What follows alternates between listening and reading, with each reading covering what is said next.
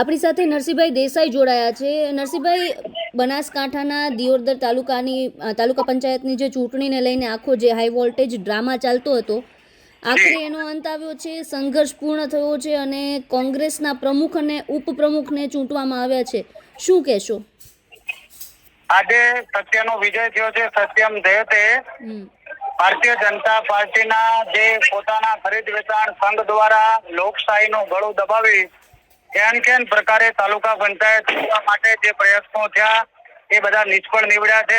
અમારા 12 તાલુકા પંચાયતના યોદ્ધાઓ અડીખમ રહ્યા. 25 તારીખે તાલુકા પંચાયતના પ્રમુખ ઉપપ્રમુખની ચૂંટણી, પછી 27 અને પાછા 3 વાગે એમ 3 દિવસ બંધ રાખીને છેલ્લી કક્ષાના જે એમના પ્રયત્નો હતા એ તમામ ગયા છે અને આજે 11:30 કલાકે પુનઃ પાછી તાલુકા પંચાયતના પ્રમુખ ઉપપ્રમુખની ચૂંટણી યોજાઈ.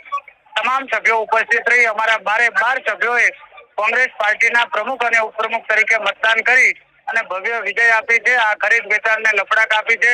પ્રજાતંત્ર, લોકતંત્રનું જે અપમાન કરવા નીકળ્યા હતા એમના માટે આ નામોશી ભર્યું પરિણામ છે.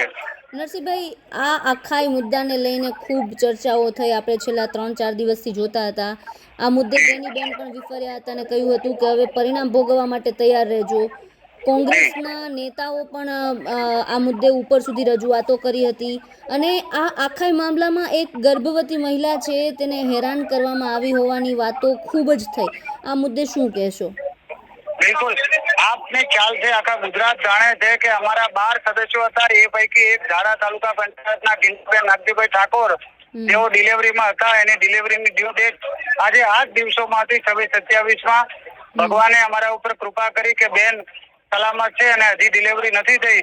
એમની મનસા એવી હતી કે ડિલિવરી થઈ જાય અને બેન મતદાન ન કરી શકે તો કદાચ 11-11 થઈને 4 થાય, પરંતુ ભગવાન ઓગળજી મહારાજે પણ અમને સપોર્ટ કર્યો. બેન સલામત હતા. બેન પોતે ઉપસ્થિત રહી અને મતદાન કર્યું છે. પણ એમની જે મેલી મુરાદો હતા, એમના જે પ્રયત્નો હતા એ લોકશાહીનું, પ્રજાતંત્રનું ગળું દબાવવા માટેના હતા. એમની મનસા સારી ન હતી પણ ભગવાને પણ અમને સપોર્ટ કર્યો. નામદાર હાઈકોર્ટમાં પણ ગઈકાલે અમારી પિટિશન દાખલ થઈ ગઈ હતી. સરકારને પણ ડર હતો કે નામદાર હાઈકોર્ટ આદેશ કરે અને ચૂંટણી યોજવી પડે એ પૂર્વે આપણે ચૂંટણી કરી દો. મને લાગે છે કે ગુજરાત હાઈકોર્ટના ડરથી આજે અમને ચૂંટણી કરી છે અને પરિણામ છે આપ સૌ જોઈ રહ્યા છો. નરસિંહભાઈ, એક છેલ્લો સવાલ. એક એવી અંદરખાને એવી પણ વાતો હતી કે ભાજપના મોટા નેતાને પતાવવા માટે દિયોદરમાં આ જે ચૂંટણી નથી થઈ એવી એક વાતો, એવી ચર્ચાઓ થતી હતી. એ મુદ્દે શું માનવું છે આપનું?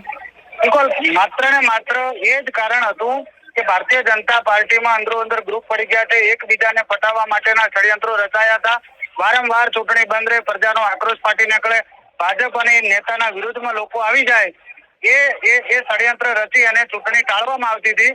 પરંતુ એ ભારતીય જનતા પાર્ટીનો અંદરો-અંદરનો ઝઘડો છે ને એ ચરમસીમાએ છે. આવનારા સમયમાં આ કદાચ જ્વાળામુખી ફાટી નીકળે અને જે જાહેર આવી જશે. મને લાગે છે કે આ એમનું ભારતીય જનતા પાર્ટીને પોતાનું હળપતું ઘર બચાવવું જોઈએ, નહીં કે એમને તાલુકા પંચાયત છોડવામાં રસ લેવો જોઈએ.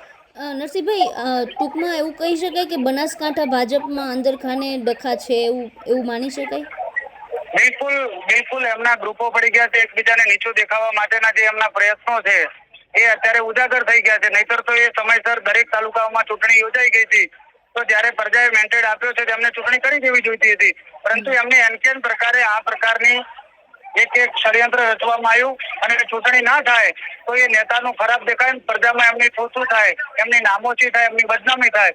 આવા ષડયંત્રના ભાગરૂપે આ એક ચૂંટણી વારંવાર પાછી ઠેલવામાં આવી. પરંતુ હવે એમની પાસે કોઈ માર્ગ ન રહ્યો ત્યારે એ ચૂંટણી યોજવાની ફરજ પડી છે. બિલકુલ નરસિંહભાઈ, અમારી સાથે જોડાયા અને તમામ માહિતી આપી તે બદલ આપનો ખૂબ ખૂબ આભાર. જી આભાર.